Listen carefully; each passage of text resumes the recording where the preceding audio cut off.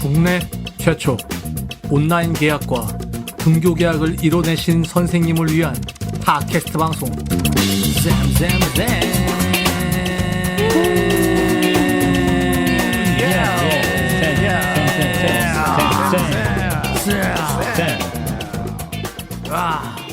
반갑습니다. 반갑습니다. 아유, 반갑습니다. 네. 제가 오늘은 말이죠, 목소리를 좀 이렇게 메탈 락 버전으로 좀 해봤습니다.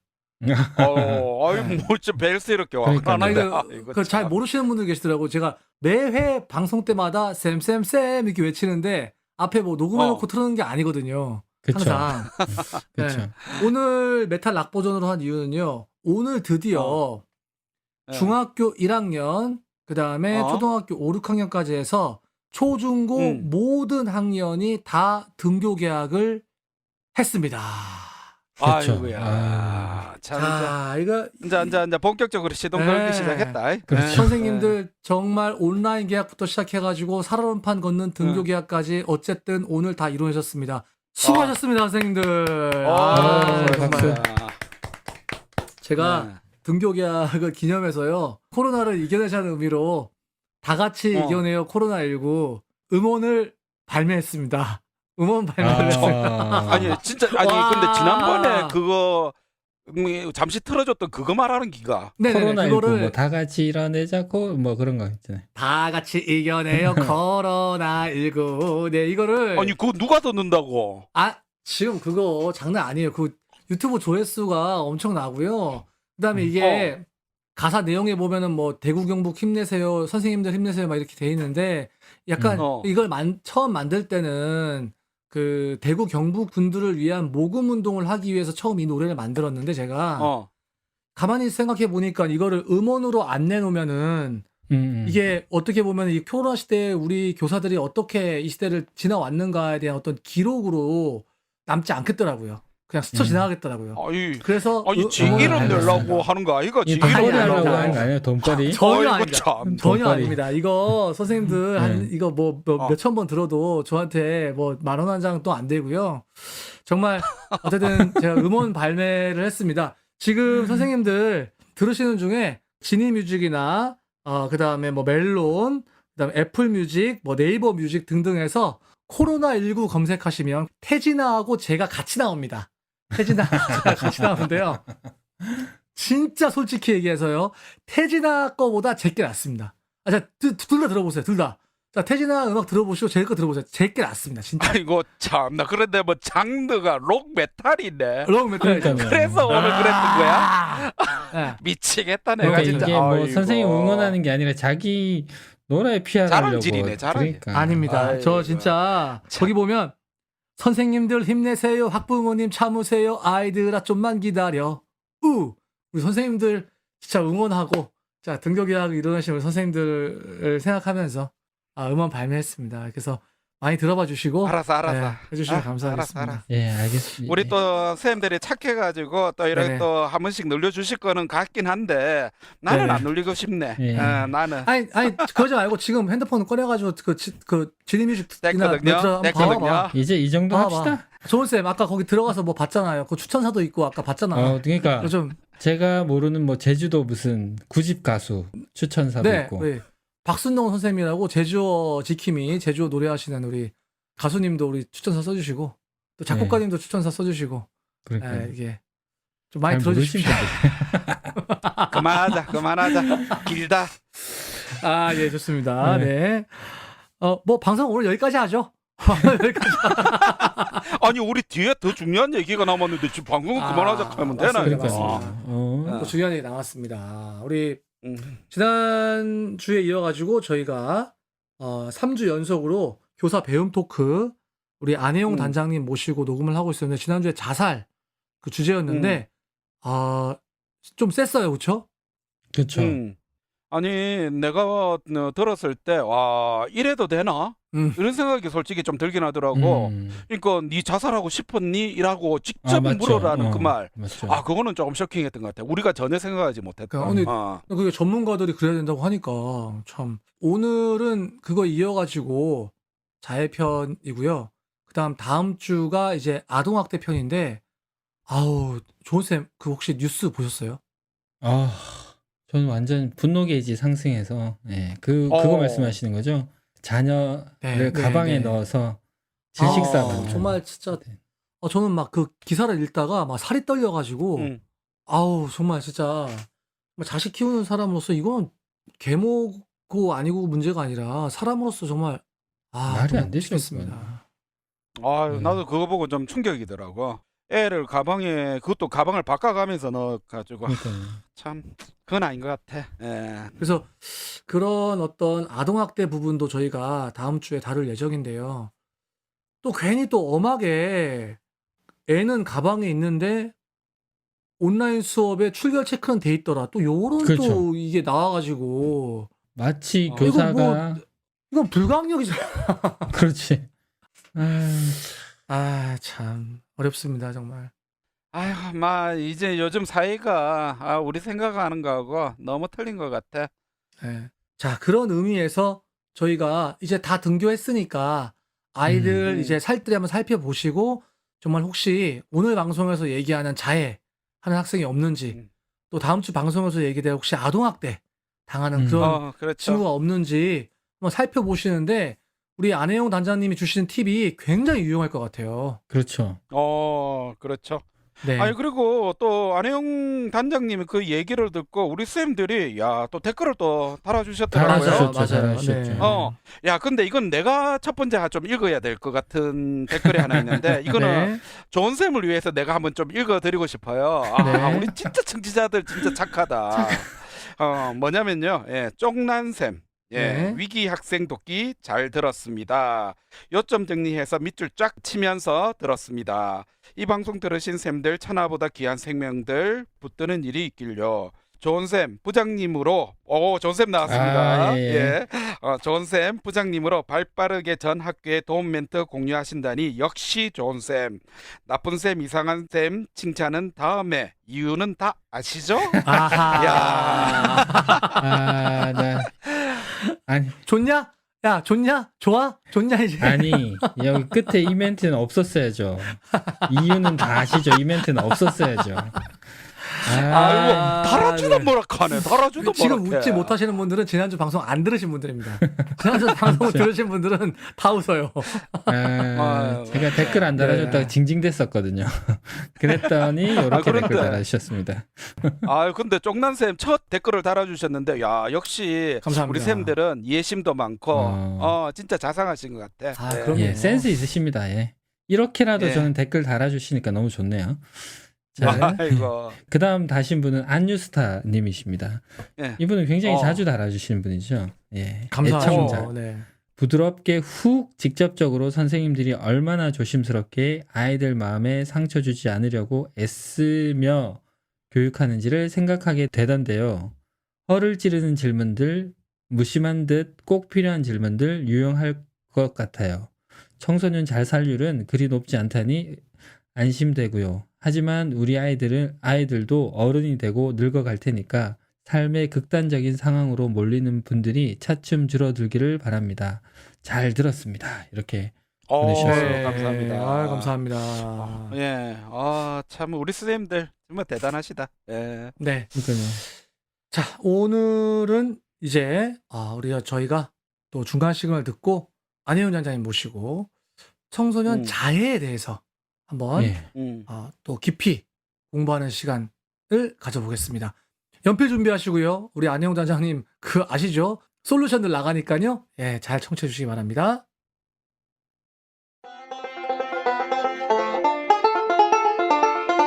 지금 여러분께서는 좋은쌤, 나쁜쌤, 이상한쌤이 진행하는 팟캐스트 방송 쌤쌤쌤을 듣고 계십니다.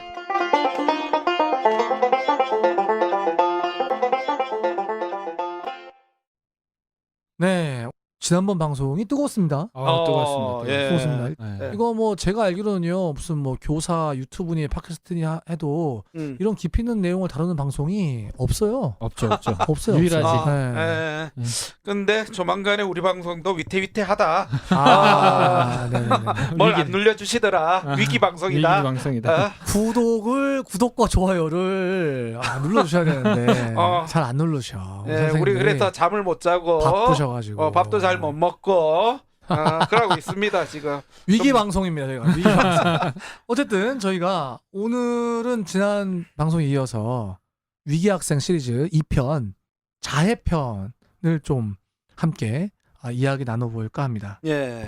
사실 저희 방송이 아무리 유명한 분이어도 예. 청취율 안 나오면 바로 그 다음에 모시지 않지 않습니까? 그렇죠. 네. 예. 근데 요번에 보니까 반응이 너무 뜨거워서 네. 다시 모셨습니다. 경기도 교육청 위기학생 지원단 안혜용 단장님 모셨습니다. 반갑습니다. 네, 반갑습니다. 반갑습니다. 예. 네, 저는 잘린 줄 알고 기대를 안 했는데 이렇게 다시 불러주셔서 감사합니다. 아유 참. 네, 혹시 지난 방송 이후에 뭐 섭외 같은 것들 많이 들어오지 않았습니까? 이 방송에 영향력을 확실히 느꼈습니다. 아이고, 섭외가 아이고. 전혀 안 들어오고.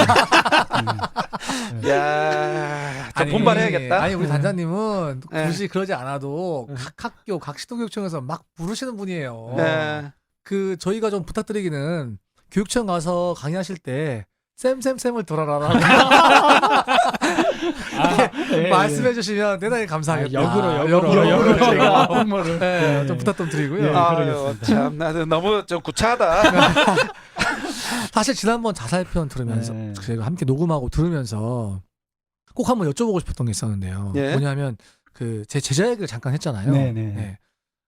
제자의 친구가 이제 극단적인 선택을 하면서 그 제자까지 굉장히 힘들어지는 상황이 있었는데 그런 경우들, 그러니까 그 학급 아이들, 그 아이의 친구들, 얘네들 어떻게 해야 됩니까? 참 마음 아픈 이야기인데요. 네. 그래서 좀 어려운 용어를 쓰지만 그런 아이들을 지원하기 위해서 우리 조금 심리학적 용어로 외상후 애도 증후군이란 말을 씁니다. 그 말은 뭐냐면 가까운 사람의 죽음을 충분히 애도하지 못하여서 일상을 사는 것에 늘 힘들어하는 아이들이 있어요. 다시 말하면 그런 아이들은 가장 중요한 것이 애도, 슬픔을 충분히 표현할 수 있도록 도와주는 게 제일 중요해요. 선생님들 혹시 학교에서 아이들 중에서 이렇게 상담이나 아니면 아이들 중에서 막 속상해서 우는 아이를 만나게 될 거예요. 예. 그때 선생님들이 절대 이런 표현을 쓰시면 안 돼요. 어떤 거? 야, 울지 마. 울지 말고 이야기해야지. 야. 이건 또 다른 아이들의 상처예요. 아. 우리 선생님들의 반응 이렇게 하셔야 돼요. 예, 선생님 앞에서는 울어도 괜찮아. 다 울고 나서 왜 우는지 설명해 줄래? 하고 기다려줘야 돼. 충분히 자기 감정을 다 슬픔을 토해내고 나면 아이들은 다시 현장으로 돌아와서 선생님하고 이야기할 수 있거든요. 이 말은 뭐냐면 애도란 것은 슬픔의 감정은 충분히 표현해내야 건강한 일상을 살 수 있어요. 그래서 그런 주위의 친구들의 상실의 아픔이 있는 아이들에게 가장 중요한 것은 함께 울 수 있는 기회를 만드는 거예요. 그리고 또한 마지막으로 혹시 도와줄 일이 있다면 만약 그 친구가 지금 내 앞에 있다면 너에게 뭐라고 말할 것 같으니 이런 표현이 굉장히 중요해요. 왜냐하면 아이들이 슬픔의 감정 속에만 빠져 있으면 예. 일상을 돌아올 수 없어요. 네.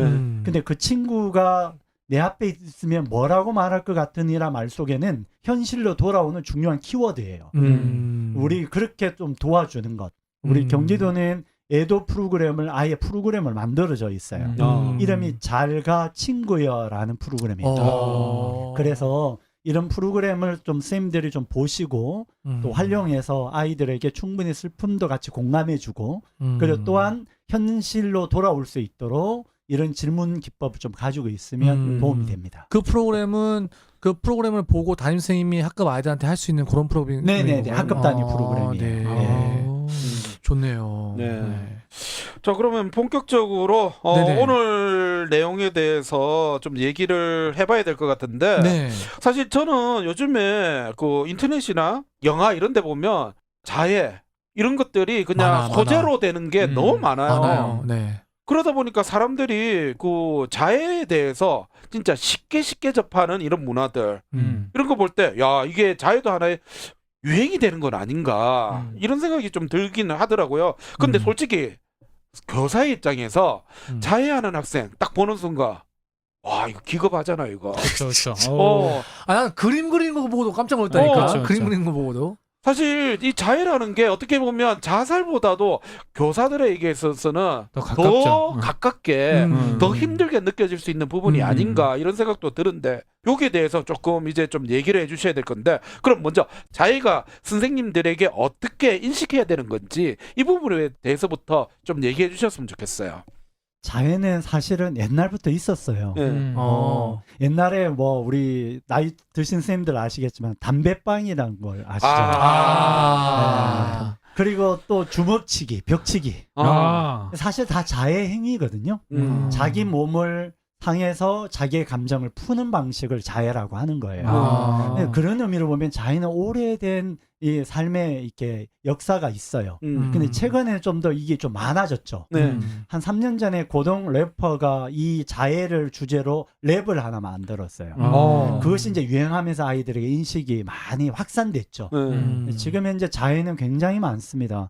작년에 통계에 보면 약 9.7% 학생들 중에. 근데 이제 9.7%요? 예, 10명 중에 9.7%. 1명? 예. 근데 학자들에 의하면 청소년기에 자해 경험이 있는 아이는 20%까지 보고 있어요. 근데 세계적 통계를 보면 29%까지 보고 있어요. 그 말은 자해를 굉장히 많이 하고 있다라는 것이에요. 그래서 세계 미국에서 정신과적 질환을 판단하는 DSM-5라는 게 있어요. DSM-5. 예, 어려운 걸 나왔어요. DSM-5에도 자해를 아예 진단명으로 쓰고 있어요. 비자살성 자해로 아예 자해도 약간 정신과적 질환명처럼 사용할 수 있는 것까지 와 있어요. 그만큼 많아졌다는 뜻이죠. 근데 그 방금 얘기했듯이 비자살성 자해 이렇게 돼 그러면 자살하고 자해하고 구분이 된다는 말이에요. 네, 아주 정확히 말씀하셨어요. 자살 시도와 자해는 달라요. 아니 근데 사실 이 손목을 그어서 피 내는 모습을 접하게 되면 딱 봤을 때 학생이 자살을 시도하는 건지 아니면 자해를 한 건지 구분할 수가 없잖아요. 그래서 제가 왔지 않습니까? 저 자신감. 지난 방송에서 저 자신감. 야, 도대체 예. 어디서부터 오는 자신감인지. 제가. 참. 이거 좋습니다. 이거 거의 뭐 그 시그널이네요. 그래서 제가 왔지 않습니까? 예, 유행어 되겠습니다. 좋습니다. 예. 네. 우리 학교에서는 자살 시도하는 아이랑 학생이랑 자해란 아이가 혼동되어 있어요. 그러네. 맞습니다. 그것 때문에 굉장히 힘들어 하시거든요. 네네. 네, 그런데 분명하게 다릅니다. 예. 자살 시도와 자해는 분명한 기준점이 있고 그리고 의사적인 입장에서 의료적 입장에서 구분하고 있어요. 자, 지금부터 자살 시도와 자해를 구분하는 법을 가르쳐 드리려고 해요. 네. 자, 좀 더 약간 역할극처럼 좋습니다. 좀 좋습니다. 본다면 좋습니다. 자, 우리 이상한 선생님이 이제 네. 그런 학생으로 보고 어떤 네. 학생이 네, 어떤 뭐 자살 시도든 자해든 좋습니다. 네. 막 이렇게 뭐 달려왔어요. 그때 선생님의 반응. 껐어. 네, 그었어요. 쌤. 너 혹시 이렇게 한 행동이 죽을 생각으로 한 거니? 아니면 그냥 한 거니? 그냥요. 그냥 했어? 기분은 어때? 짜릿해요. 짜릿해. 이 학생은 전형적인 자해입니다. 아. 자, 여기서 중요한 것은 자살 시도와 자해를 근데 이렇게 욕하고 훅 들어옵니까? 지금 아무 준비 없이 지금. 네.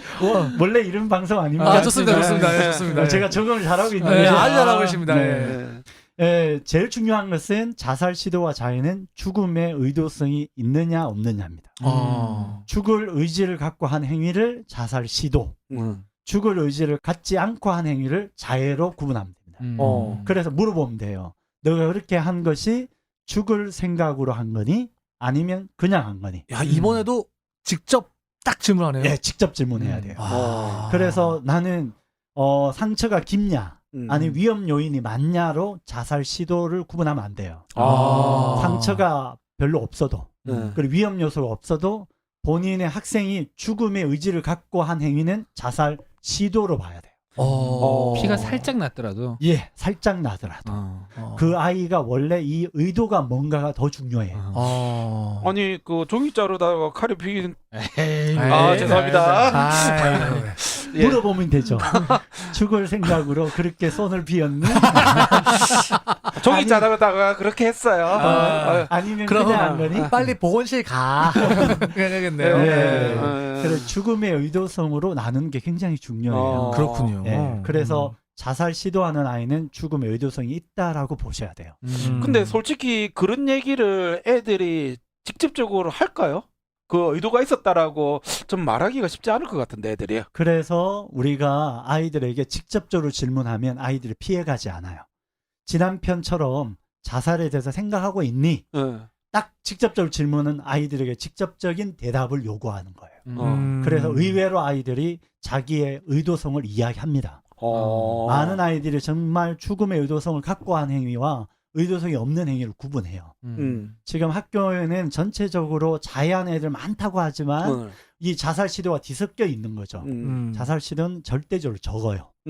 그래서 죽음의 의도성이 없는 아이들이 참 많이 있으니까 한번 물어보세요. 그러니까 질문의 차이가 우리가 그냥 너 왜 그랬니? 너 왜 이랬어? 라고 물어보면 안 되고 그렇죠. 바로 꽂아서 너 이거 자살하려는 그런 마음을 갖고 한 거니? 라고 그냥 꽂으면은 그러면 얘기한다는 거죠. 네네, 바로. 야, 근데 선생 입장에서 담력이 굉장히 커야겠다는 그런 생각이 드네요.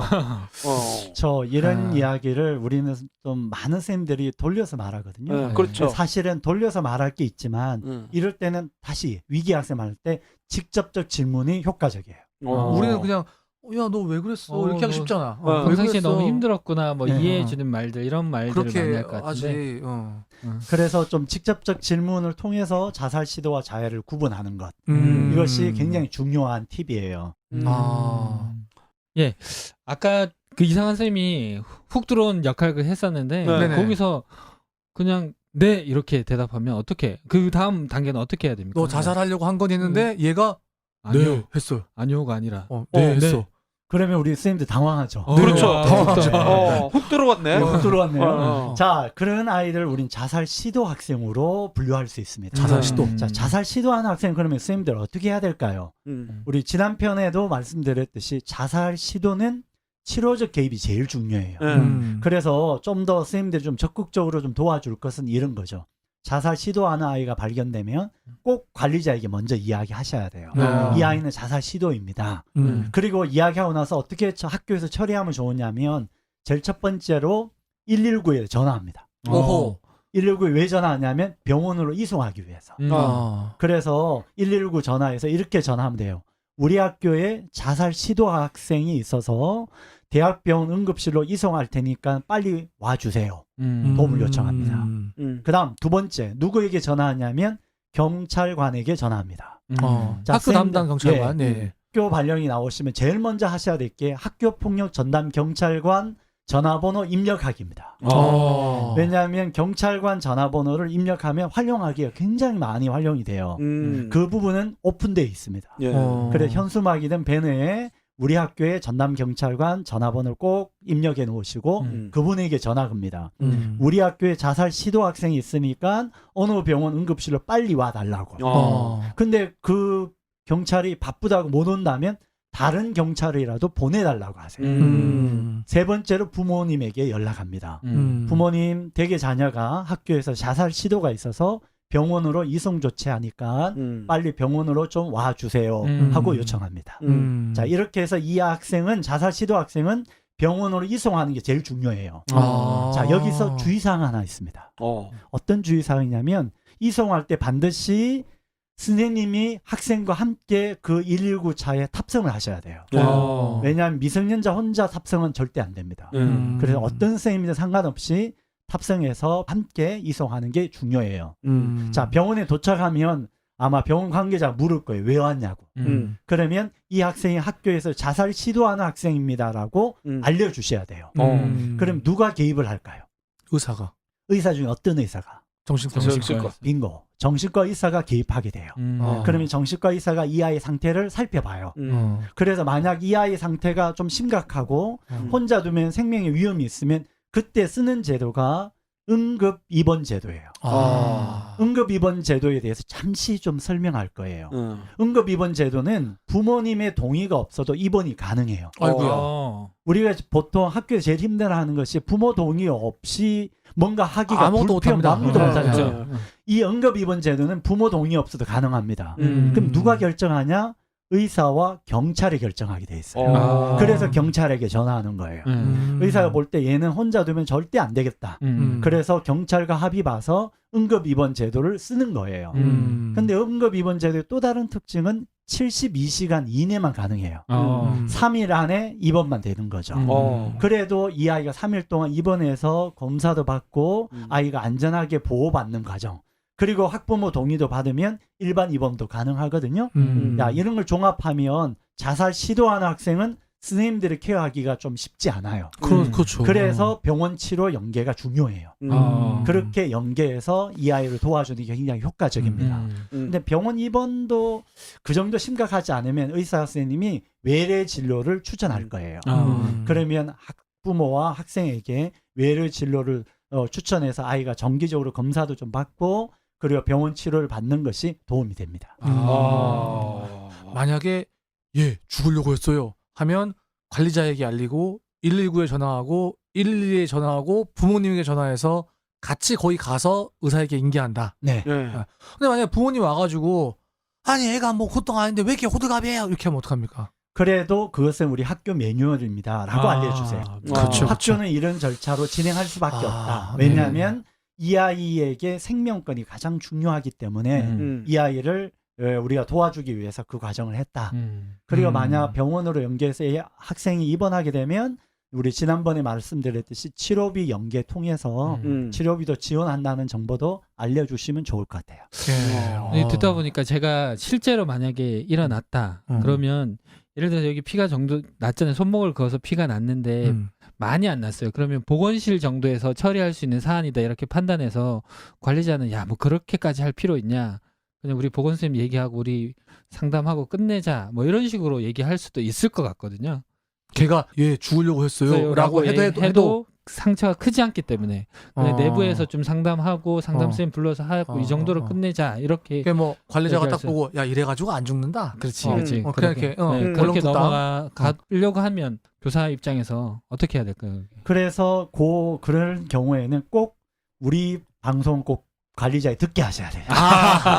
1편을 듣게 하셔야 돼요. 왜냐하면 우리가 관리자들이 자꾸 눈에 보이는 현상에만 집중하거든요. 맞아요. 사실은 위험도는 현상으로 나타나지 않을 수 있다는 걸 지난 편에 말씀드렸어요. 그래서 꼭 그럴 때는 관리자에게 분명히 이야기하셔서 이 아이는 자살 시도입니다.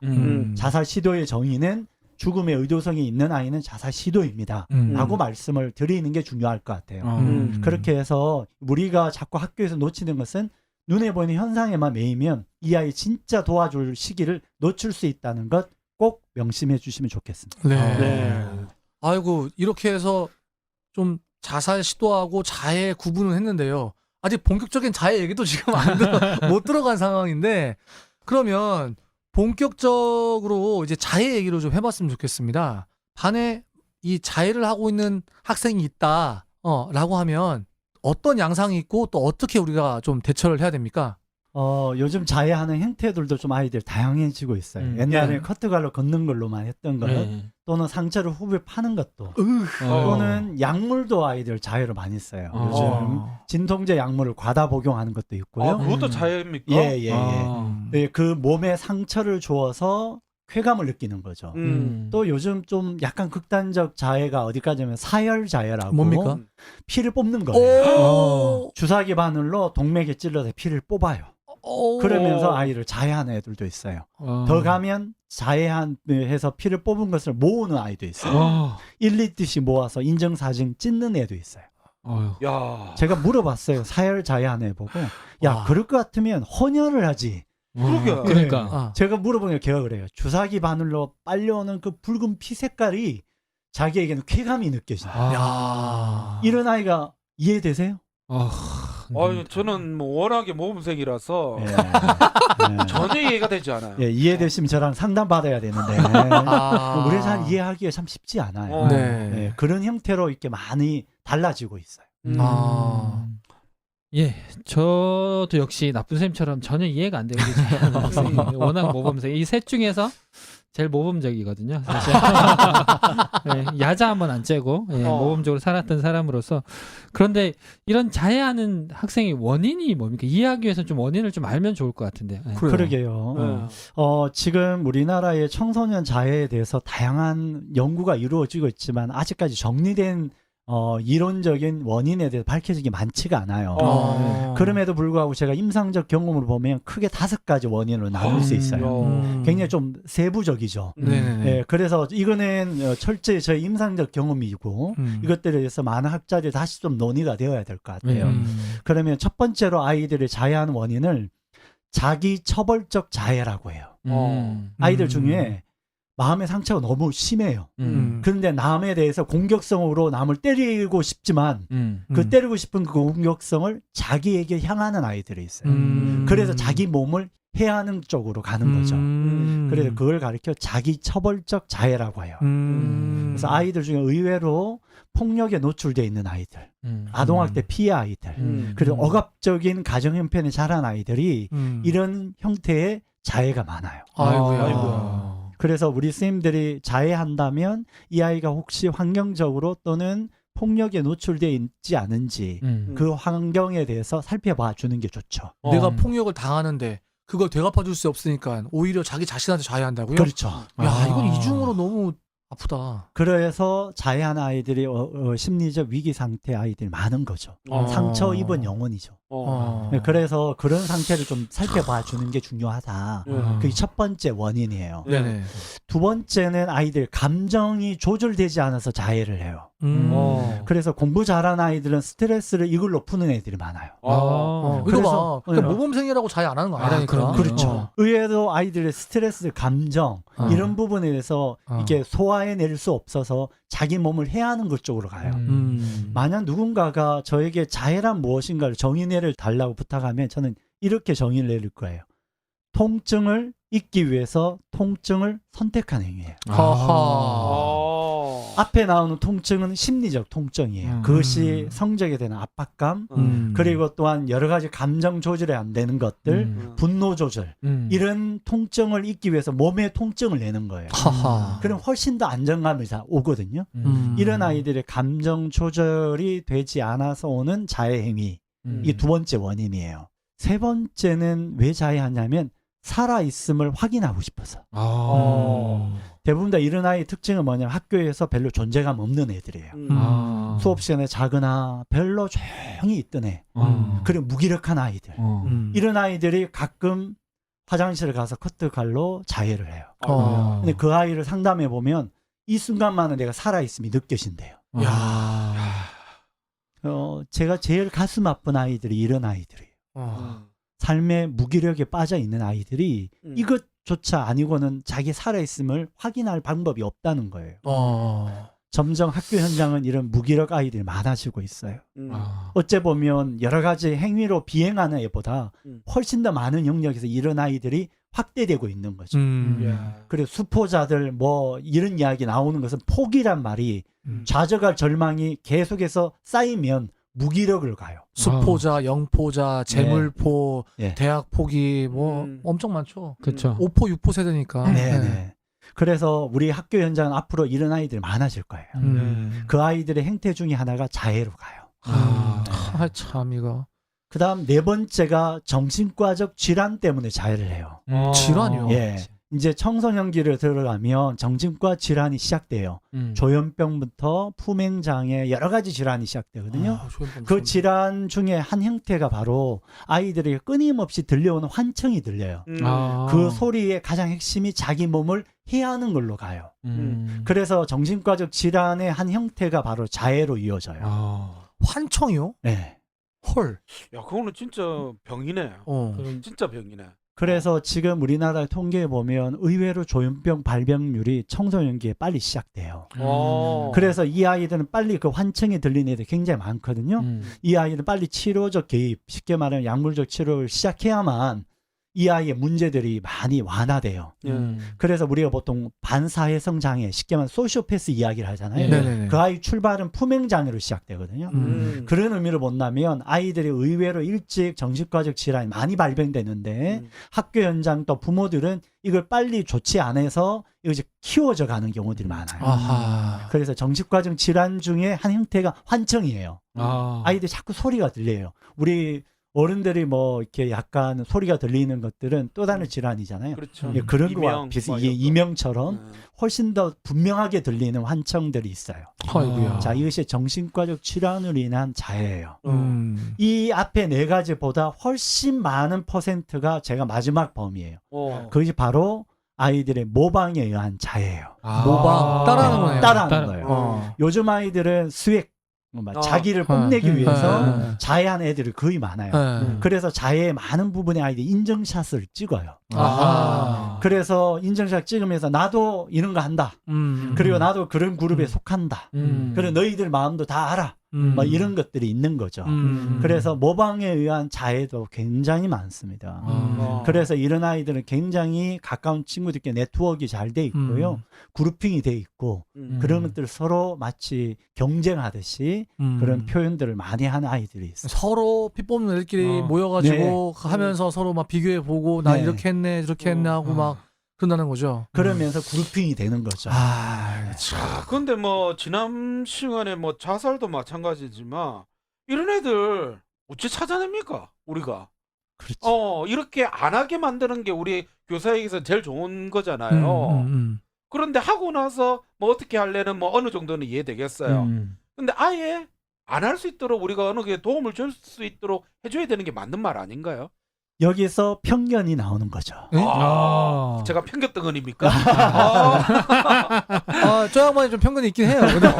근데 무슨 편견입니까? 저도 비슷한 생각했는데. 네, 왜냐하면 우리 자해를 바라보는 우리 스님들이 왜곡된 편견이 하나 있어요. 뭡니까? 자해를 안 하게 하는 것이 목표인 것으로 자꾸 가요. 아. 그러면 자해하는 애들에게 도움이 되지 않아요. 호호. 왜냐하면 자해하는 아이들은 살기 위해서 하는 거예요.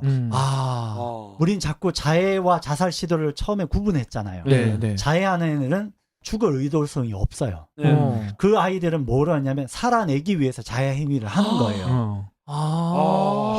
그런 면에 보면 자꾸 자해하는 애 보고 야 하지마 그거 나쁜 거야 그거 위험한 거야 이렇게 해버리면 아이들이 더 극단적 선택으로 갈 수 있어요. 그래서 자해를 바라보는 눈이 중요해요.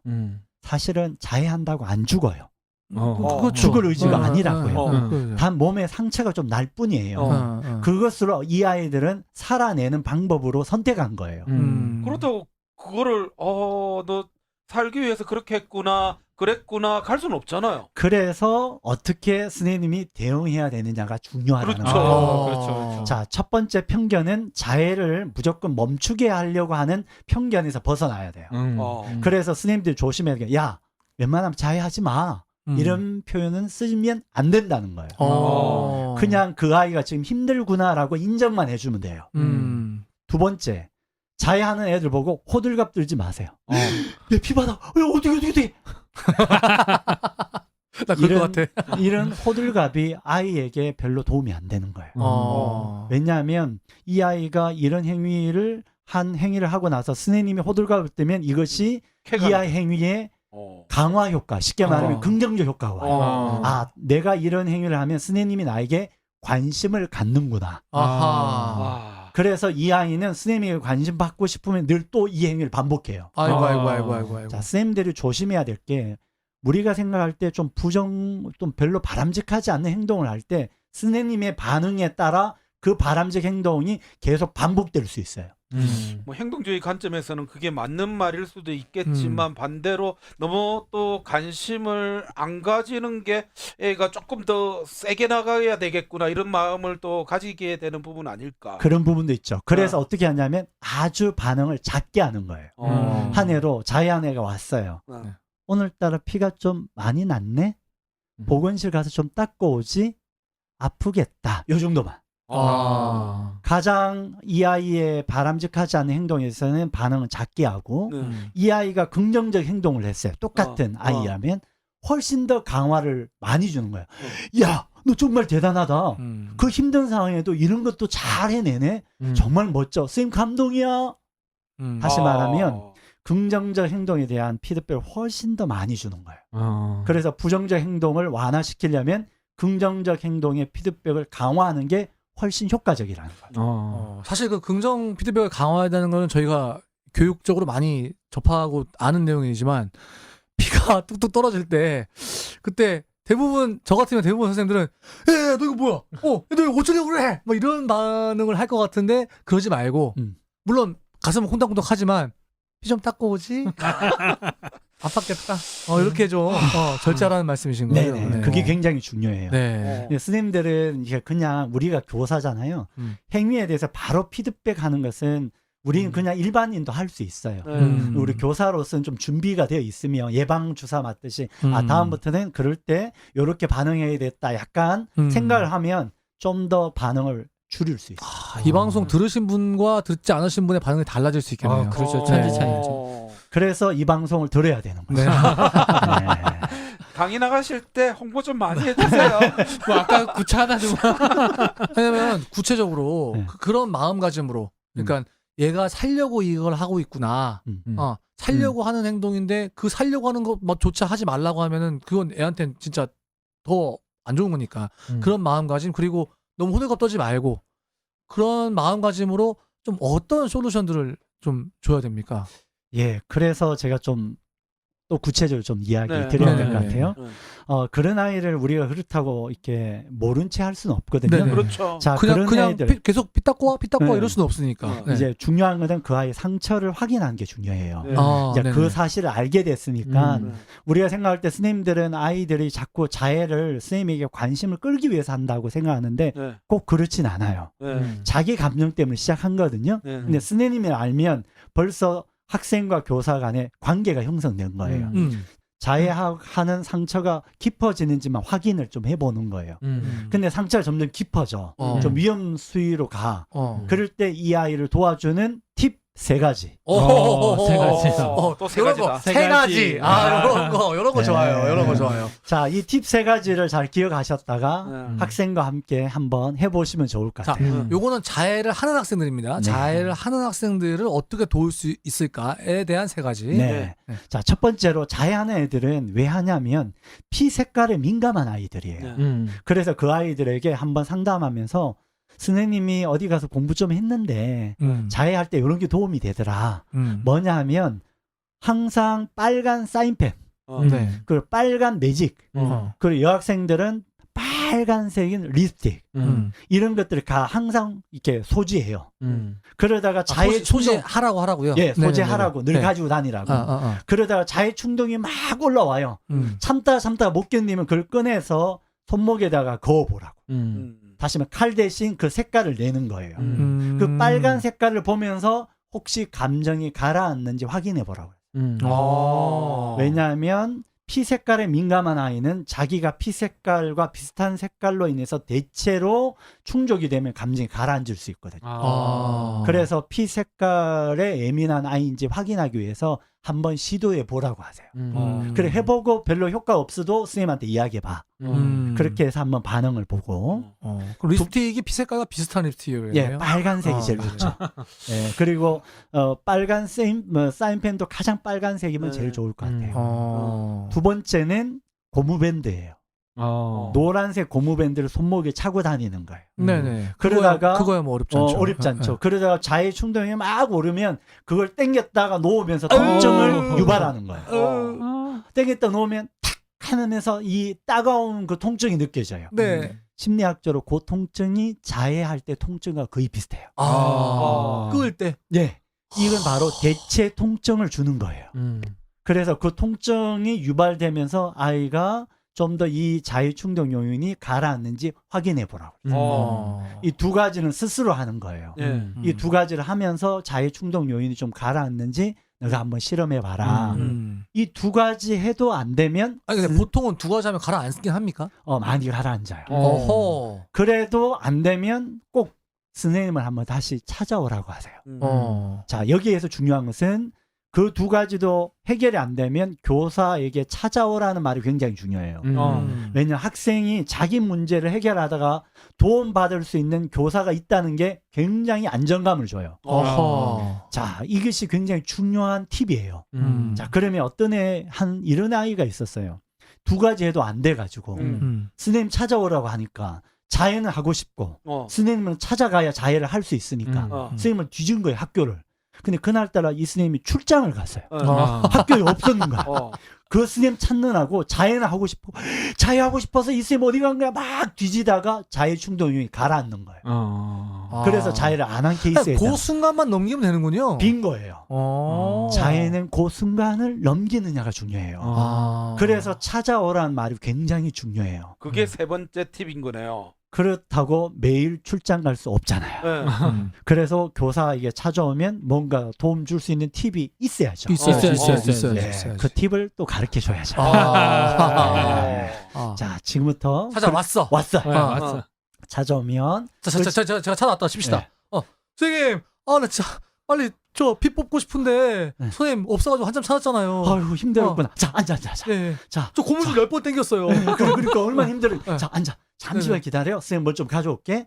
하고 어디로 가냐면 네. 교무실에 냉장고에 냉동실에 얼음을 꺼내와요. 자, 선생님들 학교의 교무실에 냉장고에 꼭 냉동실에 얼음을 얼려놓으셔야 돼요. 얼음 얼려놓으면 조각 얼음이 생기잖아요. 네. 그 얼음을 들고 찾아와요. 힘들었겠다. 잠깐만 앉아봐. 자, 손 올려봐봐. 자, 너 손등 위에 내가 얼음을 올려놓을게. 그렇게 손등에 얼음을 올려놓으면 이 차가운 기운이 손에 스며들고 좀 지나면 이 차가운 기운이 통증을 느껴져요. 그렇게 선생님 너무 차가워요. 하면 차가워요. 그래 힘들겠다. 조금만 떼보자. 자, 숨 크게 들이마시고 내쉬고 또 한 번 더 해보자. 다시 한 번. 차갑지? 차가워요. 그래, 좀만 더 견뎌봐. 너 견딜 수 있어. 좀 더 견뎌봐. 차가워. 자, 떼보고 자, 숨 한 번 더 쉬고 두세 번만 하면 자해 충동 요인이 사라져요. 왜 그러냐면 이 얼음의 차가운 통증이 자해의 통증과 거의 같아요. 자, 여기 핵심은 대체 통증과 대체 색깔을 주는 거예요.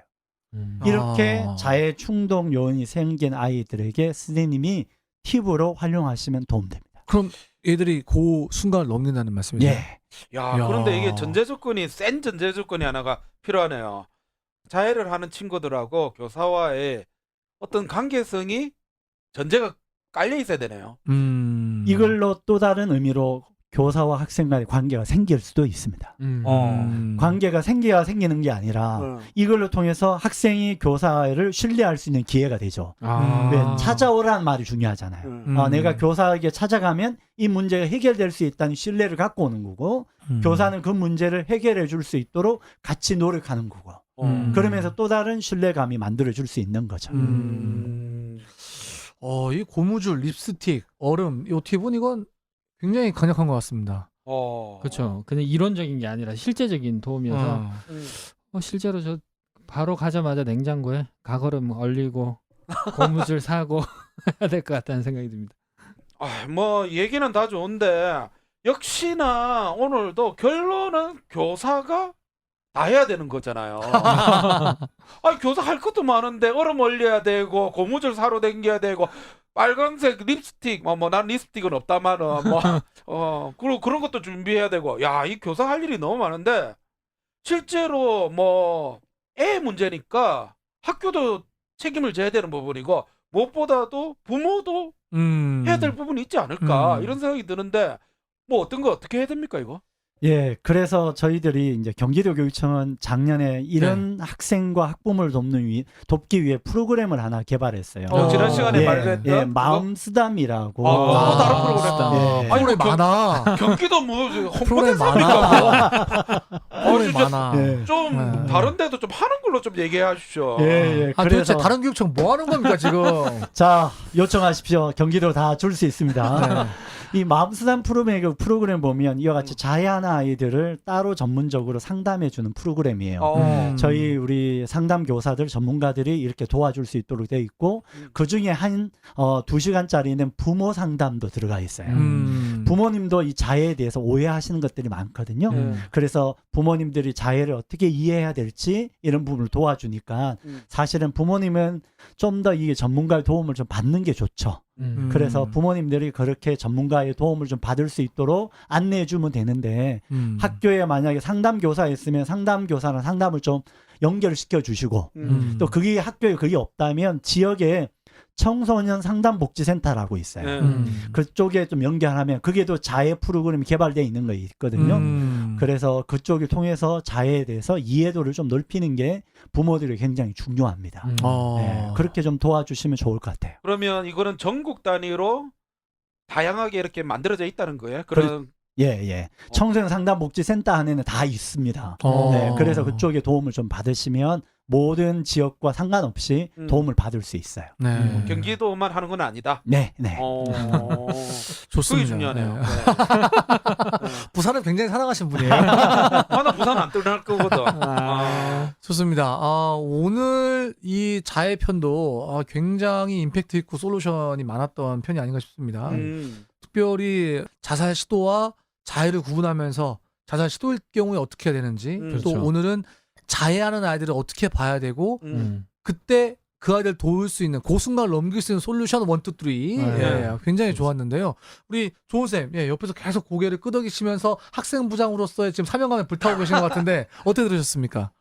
저는 보면서 아까 지난 시간에 얘기했듯이 네네. 정리해야 되겠다. 또 적어야겠죠. 적어야겠다. 그래서 이게 자꾸 듣고 끝나면 사실 그 상황이 맞닥뜨릴지 안 맞닥뜨릴지 아무도 모르잖아요. 맞아요. 이게 내 현실로 되었을 때 그런 학생을 만났을 때 이렇게 좀 적어놓으면 그 멘트만이라도 적어놓으면 그거를 바로바로 써먹을 수 있겠다는 생각이 1, 2, 3, 4, 5, 그렇죠, 1, 2, 그렇죠. 3 그렇죠. 여기에 딱 1, 2, 3, 팁 1, 2, 3 그렇죠. 요걸만 딱 적어놔도 상당 부분 해소될 것 같다. 이거 자살하려고 이렇게 한 거니? 그렇죠. 이렇게. 그 멘트들을 일상에서 사용하지 않는 용어니까 영어도 안 사용하면 까먹잖아요. 그러니까 사용하지 않는 용어들. 얘가 조금 그런데. 그런가요? 네, 좋습니다. 와닿지 않지만 네네. 하여튼 잘 사용하지 않는 용어니까 써서 좀 해놔야 되겠다. 그리고 이 방송 듣는 분들한테 제가 정리해서 올리겠습니다. 그거 좋네요. 네. 네. 요만 손바닥만 하게 이렇게 네, 그렇죠, 정리해가지고 그렇죠. 네, 올려주세요. 네. 페이스북 페이지에다가 한번 올려주세요. 네, 올리겠습니다.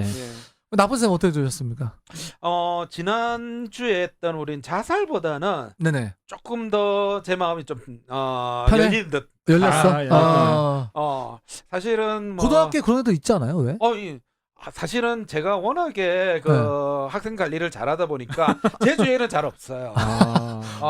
발견 못한 게 아닐까요? 무관심 교사 아닙니까?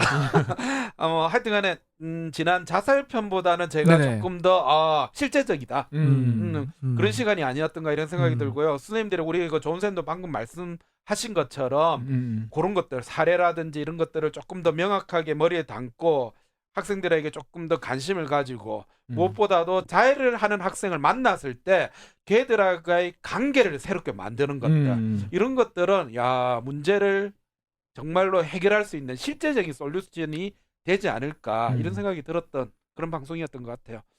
조금 신뢰감이 지난번보다 0.1% 더 생겼어요. 0.1%. 저 양반 0.1%면 엄청난 겁니다. 네, 단장님 오늘 두 번째 자해편 함께 또 녹음했는데요. 네, 녹음하시면서 좀 어떠셨습니까? 우리 선생님들에게 혹시 마지막으로 또 요거 하나는 좀 말씀드리고 싶다 하는 거 혹시 있으신가요?